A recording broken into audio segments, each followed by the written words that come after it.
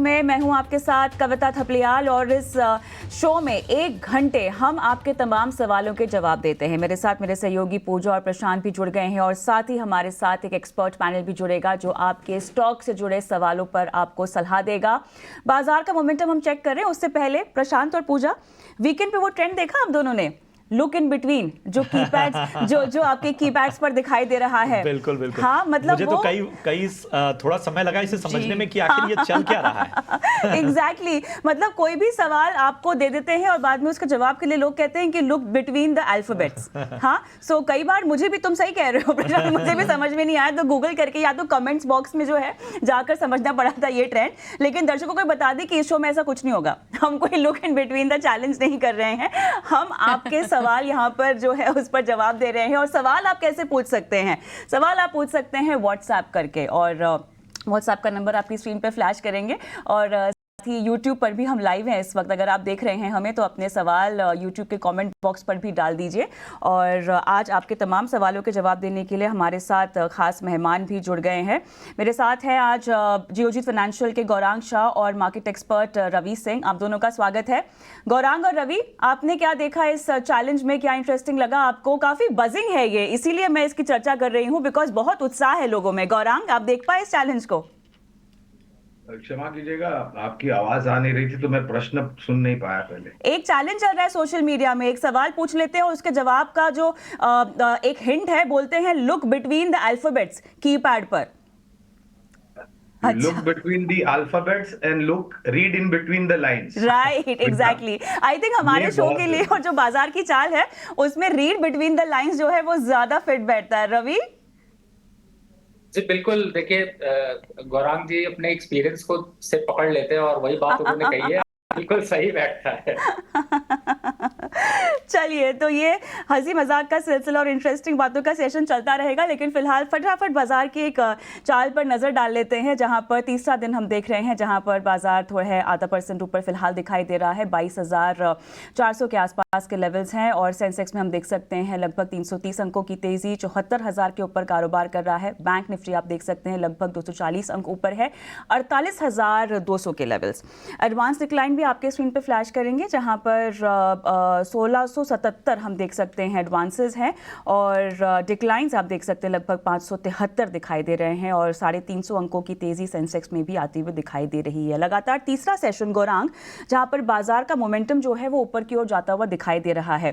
क्या इस चाल को देखकर हम ये कह सकते हैं कि बाजार ने तमाम चिंताएं, भले ही वो जियोपॉलिटिकल टेंशंस हम कह दें या एफआईएस के सेलिंग बॉन्ड यील्ड्स की वजह से जो था एक कंसर्न, उसको सबको झटक दिया है? क्या श्रग ऑफ के बाजार आगे निकल चुका है, क्योंकि सपोर्ट में अब ब्रॉडर मार्केट्स भी हैं? गौरांग, सबसे पहले तो बहुत बहुत धन्यवाद कविता, आप सबका इस मंच पर आमंत्रित करने के लिए, और आप सभी को शुभ प्रभात हमारे तरफ से। कविता, चाहे ये पिछले 2 दिन का जो वाकया हो या इवेंट हो वो हुआ, या उसके पहले जो हम भुगत चुके हैं, देख चुके हैं, एक चीज जो उभर करके आती है कविता, वो है कि हमें दृढ़ता, क्षमता और विश्वास, ये जो तीनों का मेलजोल है वो बहुत ही सक्षम और मजबूत है। और किसी भी कठिनाई भरी परिस्थिति में उभरने का जो प्रयास होता है वो हमारे यहाँ पर सर्वप्रिय और सर्वोच्चम होता है और सर्वप्रथम होता है।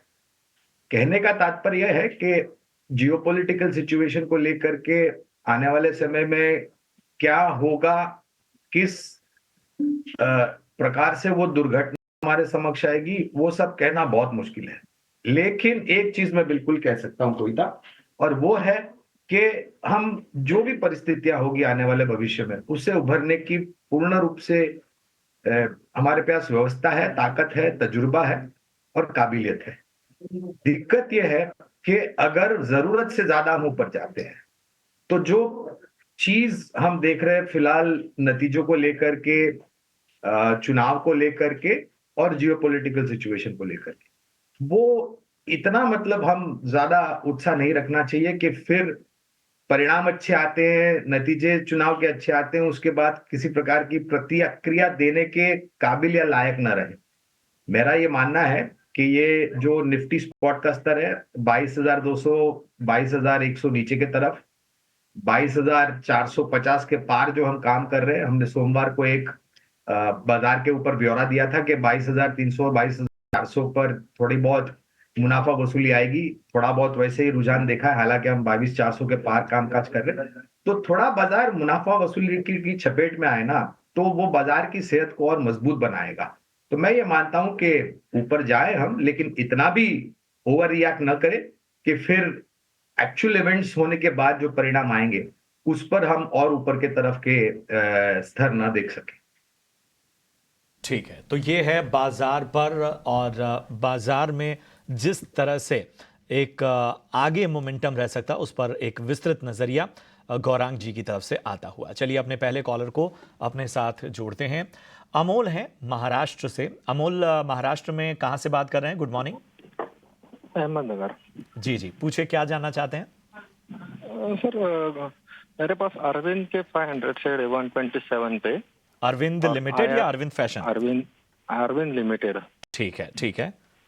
और आईआरबी के 29 पे है 2000 शेयर। आईआरबी इंफ्रा ना? IRB infra. ठीक है, ठीक है। तो दोनों ही स्टॉक में जिन लेवल्स पे आपने खरीदारी की है, अच्छा खासा मुनाफा, तो एक तरह का पेशेंस का परिचय इन्होंने दिया। इसलिए हम देख रहे हैं कि आईआरबी इंफ्रा हो या फिर अरविंद लिमिटेड, बहुत ही निचले स्तरों पे खरीदारी और उसका इनको रिवॉर्ड मिलता हुआ। रवि बताएं, अरविंद लिमिटेड पे आपकी राय क्या है? 127 रुपए की इनकी खरीद है फिलहाल, 323 के ऊपर ये स्टॉक का। और वहीं अगर हम देखें आईआरबी इंफ्रा, तो ये 68 रुपए के भाव पे इनकी खरीदारी 29 है। अच्छा खासा शेयर इन्होंने आईआरबी इंफ्रा में लिया, 2000 के करीब इन्होंने शेयर लिए हुए हैं। हालांकि दोनों ही शेयरों पर दबाव है। बताइए, क्या मुनाफा बांध लेना चाहिए, पार्शियल प्रॉफिट की सलाह रहेगी या कोई खास और रणनीति? देखिए प्रशांत जी, मुनाफा तो अब इनका लगभग इनके हाथ में आ ही चुका है और मैं समझूंगा कि मुनाफे को थोड़ा बढ़ाने की कोशिश करते हैं। और जिस मीठे अंदाज से इन्होंने इसको स्टॉक को होल्ड करके रखा और अभी उसका फल दिखाई दे रहा है, मुझे लगता है थोड़ा और बढ़ने देना चाहिए। अरविंद लिमिटेड की पहले बात कर लेते हैं। जब तक 300 के ऊपर है तब तक अभी मुनाफा बुक करने की जल्दबाजी तो बिल्कुल नहीं करनी चाहिए। टारगेट देखते हैं तो 380 तक के लक्ष्य यहाँ से करंट लेवल से दिखाई देते हैं। तो मुझे लगता है कि थोड़ी चाल लंबी यहाँ पर अभी बनी रहेगी और लंबी चाल को लेकर चलना चाहिए। दूसरा आईआरबी इंफ्रा, देखिए ये तो अभी इसमें क्या कहते हैं, वो एक पार्टी शुरू हुई है और अब 60 रुपीज के नीचे जा पाना इसका जो है वो लेवल थोड़ा सस्टेन नहीं करता है। अप साइड में देखते हैं तो मुझे जरूर लगता है कि 90 रुपीज के लक्ष्य यहाँ पर दिखाई दे सकते हैं। तो जैसे इस समय अगर देखा जाए तो टॉप स्टॉक्स इनके ये हैं और इन टॉप स्टॉक्स को थोड़ा और बढ़ने दीजिए, थोड़ा और बड़ा मल्टी बैगर बनने दीजिए, उसके बाद मुनाफा वसूल करिएगा। ओके, तो ये है सलाह आईआरबी पर। आगे बढ़ते हैं और अगले दर्शक को शामिल कर लेते हैं। हमारे साथ नीलेश शाह जुड़े हैं। नीलेश जी, बहुत बहुत धन्यवाद आपका समय देने के लिए। कहाँ से बोल रहे हैं आप और किस स्टॉक पर सवाल है आपका? मैं अहमदाबाद से बोल रहा हूँ और मेरा 2 स्टॉक का है। एक विनती ऑर्गेनिक जो मैंने 1555 में अच्छी से लिए, तो इसको लिए मैं 1 साल के लिए रुक सकता हूँ। और दूसरा कैलटेक एनर्जी जो मैं लिया है 10 रुपये एट पार, ओरिजिनल शेयर है, तो 20 शेयर है, तो इस दोनों के लिए मैं रुक सकता हूँ। नीलेश जी, पहला स्टॉक तो आपका समझ में आया, विनती ऑर्गेनिक्स। दूसरा स्टॉक हम समझ नहीं पाए हैं, फिर से रिपीट करेंगे नाम, या फिर आप उसको अगर स्पेल कर पाए तो? Caltech energy, KEL, hello, KELEN जी जी, एनर्जी, KELENRG।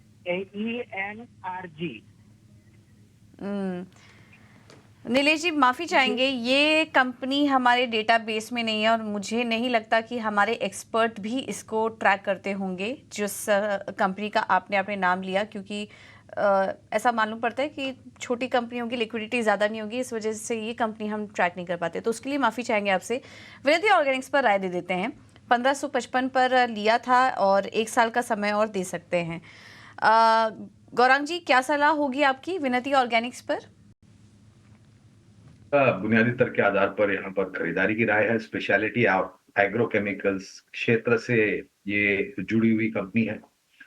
रुझान के रूप में अगर आप देखें पूजा, तो ये पूरा क्षेत्र जो है वो थोड़ा बहुत अंडर परफॉर्म कर रहा था पिछले साल भी, अगर आप तुलना करें बाकी अन्य क्षेत्र से साथ।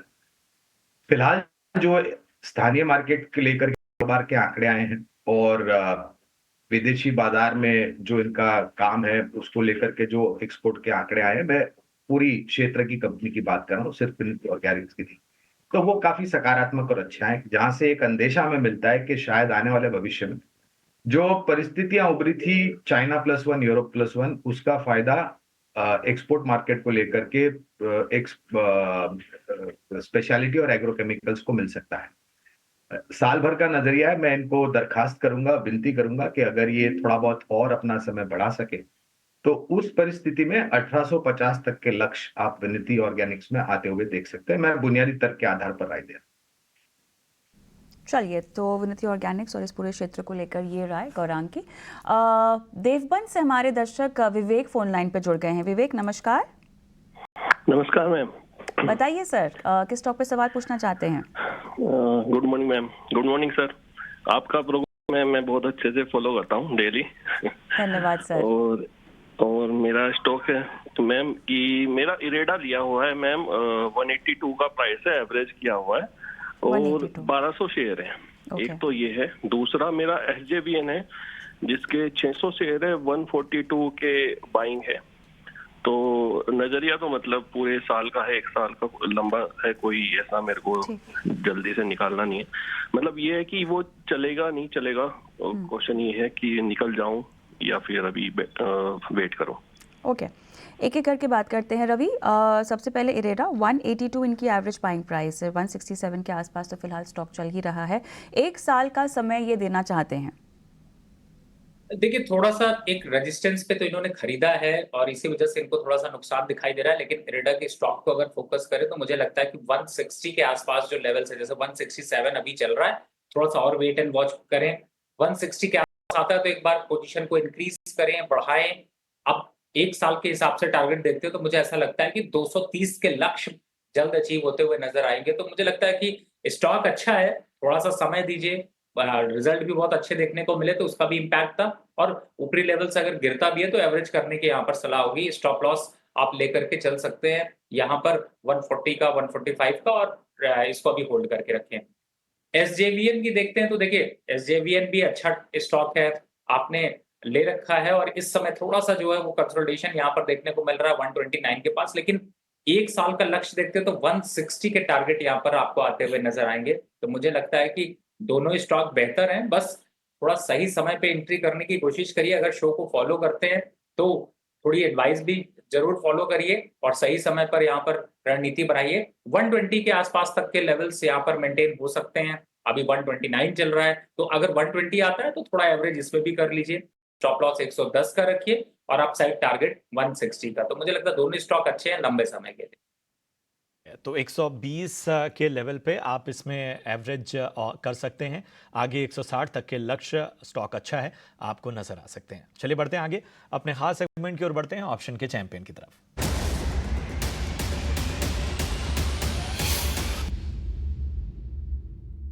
और हमारे साथ सेंट्रम ब्रोकिंग के नीलेश जैन साहब जुड़ चुके हैं। Nilesh ji, good morning. बताइए, ऑप्शन की रणनीति आज आपकी क्या होगी?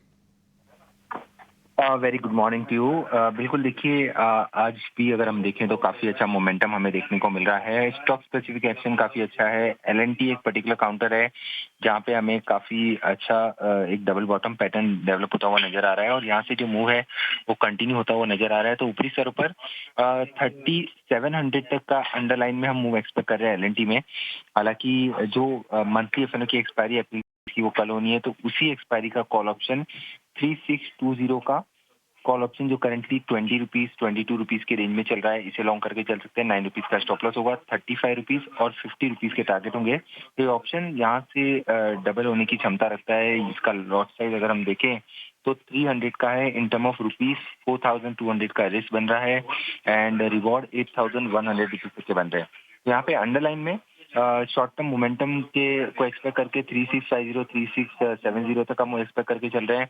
उसके अलावा थोड़ा सा पोजिशनल पॉइंट ऑफ व्यू से ये काउंटर 3700 के ऊपर जाता हुआ नजर आ रहा है, इसीलिए यहाँ पे कॉल ऑप्शन के जरिए खरीदारी करने की सलाह होगी। क्या करेंगे नीलेश आपका इस खास रणनीति के लिए? तो LNT 3620 की कॉल खरीदें जो आपको 20 या 22 रुपए में फिलहाल मिलेगी। लक्ष्य 35 और 50 तक के, स्टॉप लॉस यहां पर आपको 9 रुपए मेंटेन करना होगा। अधिकतम मुनाफा 8000 के ऊपर है, 8100 के करीब, और अधिकतम नुकसान 4200 का इसमें हो सकता है। लेकिन ऑप्शन की दुनिया में नुकसान ज्यादा है। जी हाँ, जोखिम ज्यादा है, रिस्क बहुत ज्यादा है, क्योंकि 10 में से 9 लोग, 90% लोगों को इसमें नुकसान होता है। नुकसान का दायरा कैसा है वो भी आप FNO ट्रेडिंग पर रिस्क डिस्क्लोजर के जरिए, जो कि सेबी का रिस्क डिस्क्लोजर है, उसके जरिए आप समझ सकते हैं। अगले दर्शक राकेश है हमारे साथ फोन लाइन पर। राकेश, आपको मेरी आवाज आ रही है? कहाँ से बोल रहे हैं सर? Good morning.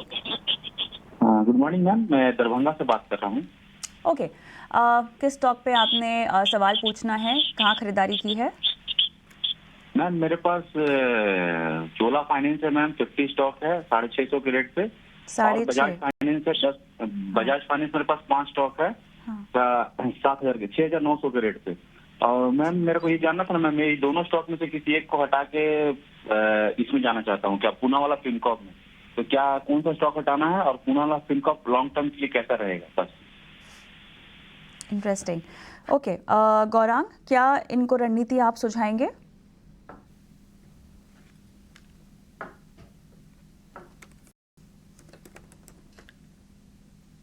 गौरांग, आपको मेरी आवाज आ रही? जी जी कविता, माफ कीजिएगा, मैंने म्यूट पे रखा हुआ था अपने आप को। तो ये जो परिवर्तन की सोच रहे हैं, ये चोला और बजाज फाइनेंस में से निकल के पूना वाला, ये किस सोच और विचारधारा के आधार पर कर रहे हैं? और मैं इसलिए पूछ रहा हूं क्योंकि अगर किसी की राय, सलाह, मशवरा लिया है किसी विशेषज्ञ का, तो वो बात अलग है। मैं इनका जो निवेश है, हम बजाज फाइनेंस में और चोला फाइनेंस में दोनों में बने रहने की राय देंगे, क्योंकि हमें लग रहा है कि ये दोनों कंपनी, अगर आप तुलना करते हैं जो विकल्प इन्होंने सोच रखा है, उसकी तुलना में ये दोनों कंपनियां की बैलेंस शीट काफी मजबूत है, कारोबार काफी मजबूत है, और कारोबार की रणनीति जमीनी स्तर पर लगाते हुए नतीजों में बेहतर आपको शायद मुनाफा लंबी अवधि में चोला में और बजाज फाइनेंस में आता हुआ दिखेगा। पूना वाला पर मैं विशेष रूप में टिप्पणी नहीं करूंगा क्योंकि कवरेज नहीं। ठीक है, तो ये आपके स्टॉक्स पर राय, अहम रणनीति आती हुई गौरांग जी की तरफ से। काली चरण शर्मा साहब हमारे साथ हैं गाजियाबाद यूपी से। काली चरण जी नमस्कार, पूछिए क्या जानना चाहते हैं? मैं एक तो कावेरी सीट पे पूछ रहा था, मेरी 746 की खरीद है। कावेरी सीड्स? हाँ, 150 शेयर है, मैं 746 की खरीद है मेरी, तो क्या करूँ? अभी बना रहा हूँ या निकल जाऊँ? और एक जस्ट डायल पे। जस्ट डायल पे क्या, किस लेवल पे खरीदा आपने? जस्ट डायल पे मेरे पास 100 शेयर है 935 के। ठीक है, कावेरी सीट 640 बोला आपने? नहीं, 700, कावेरी सीट 935 और कावेरी सीट 746। हाँ, 700, कावेरी सीट 740। 740 746। ठीक है, ठीक है। चलिए रवि बताइए, कावेरी सीड्स इन्होंने 746 पर खरीदा हुआ है, और जस्ट डायल इन्होंने 935 रुपए के भाव पे खरीदा हुआ है। बताइए क्या आपका नजरिया होगा? देखिए, मुझे लगता है कि यहाँ पर इनको दोनों स्टॉक्स एक अच्छा बेहतर मुनाफा दे रहे हैं और एक बार को मुनाफा बांध लेना चाहिए। और अगर पैसे निकालने की सोच रहे हैं तो बिल्कुल यहाँ पर अच्छा मौका है। एक बार अगर पैसा आप निकालते हैं तो ज़्यादा बेटर है। और चूंकि इन स्टॉक्स में थोड़ा टॉप आउट दिख रहा है, तो एक बार को अगर प्रॉफिट बुकिंग आती है तो 3 से 5% से ज़्यादा की गिरावट भी यहाँ पर बन सकती है, तो प्रॉफिट बुक कर लीजिए। और अगर अब आपका विचार बनता है कि प्रॉफिट बुक करके कहाँ जाएं, तो आपको कुछ स्टॉक सजेस्ट कर देता हूँ। 2 स्टॉक्स बैंक के नजर आ रहे हैं, एक है IDFC फर्स्ट बैंक और दूसरा है बैंक ऑफ इंडिया, जिसमें कि आप अपनी पोजीशन चाहे तो फ्रेश भी ले सकते हैं और चाहे तो अगर काट के थोड़ा बहुत डालना हो तो भी डाल सकते हैं। और एक स्टॉक NHPC। तो ये 3 स्टॉक्स जो कि आपको मैं बाय के लिए रिकमेंड कर रहा हूँ, NHPC, बैंक ऑफ इंडिया और IDFC फर्स्ट बैंक। इन तीनों में अगर आप फ्रेश पोजीशन काट के बुक करके प्रॉफिट लेना चाहते हैं तो भी आप ले सकते हैं, और अगर फ्रेश खरीदारी करने की सोच रहे हैं तो भी ले सकते हैं, और अगर प्रॉफिट बुक करके घर जा रहे हैं तो बहुत बढ़िया। ठीक है, तो ये है सलाह NHPC पर और आपके अन्य स्टॉक्स पर भी। चलिए अब आगे बढ़ते हैं और अब प्रयागराज से हमारे साथ प्रणय शर्मा जुड़े हैं फोन लाइन पर। प्रणय जी नमस्कार, सवाल पूछिए अपना। Ma'am I have asked automotive share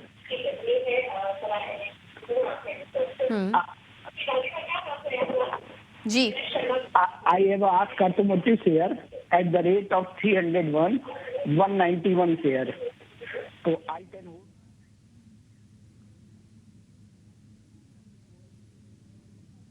चलिए आवाज़ नहीं आ रही है, सुन नहीं पाए हमें कितना समय ये दे सकते हैं, लेकिन आस्क ऑटो ये इसका तो हाल फिलहाल में ही आया है और इनकी भी जो खरीद है वो ज़्यादा समय की नहीं लग रही है। हाल फिलहाल की खरीद इनकी भी जान पड़ रही है। गौरांग जी ट्रैक करते हैं आप इस कंपनी को, आस्क ऑटोमोटिव फिलहाल तो मुनाफे में है, 301 पर इन्होंने लिया हुआ था, बने रहने की सलाह देंगे? पूजा जी क्षमा चाहता हूँ, इस कंपनी पर कवरेज नहीं, इसलिए हम विशेष रूप से टिप्पणी नहीं कर पाएंगे। ठीक है, रवि आप बता पाएंगे आस्क ऑटो में अपनी कुछ सलाह, कुछ राय? जी बिल्कुल, देखिए आस्क ऑटोमोटिव को देखते हैं तो देखिए इस समय 317 रुपए चल रहा है। मार्केट में थोड़ा सा टॉप बनाने के बाद एक करेक्शन यहाँ पर दिखा रहा है। टॉप बना था इसका 327 रुपए का, तो मुझे ऐसा लगता है 301 की बाइंग है तो एक बार को यहाँ पर प्रॉफिट बुकिंग कर लेनी चाहिए, क्योंकि थोड़ा प्रॉफिट बुकिंग और हावी होगी, स्टॉक वापस से 290 से 280 रुपए की जो है वो डिप दिखा सकता है। तो आपका आ रहा है वो एक बार को काफी कम हो सकता है, इनफैक्ट लॉस की तरफ जा सकता है। मुझे लगता है यहाँ पर प्रॉफिट बुक कर लेना चाहिए और एक बार यहाँ पर निकलना चाहिए। डिप पे जब वापस आ जाए यानी यहाँ पर प्रॉफिट बुक कर लीजिए। अगर आप इस स्टॉक से बहुत पसंद करते हैं, प्यार करते हैं, तो मुझे लगता है कि दोबारा सीढ़ी चढ़ने के लिए अगर सोच रहे हैं तो 270 280 के आसपास आता है, तो फिर से एक बार को आपको पूजा जी तंग करे और मीठी सी आवाज सुने, जिसके बाद फिर निवेश की रणनीति बनाए। बिल्कुल, चलिए ये है सलाह आस्क ऑटो पर आपके लिए, फिलहाल मुनाफा बुक करने की सलाह आपके लिए।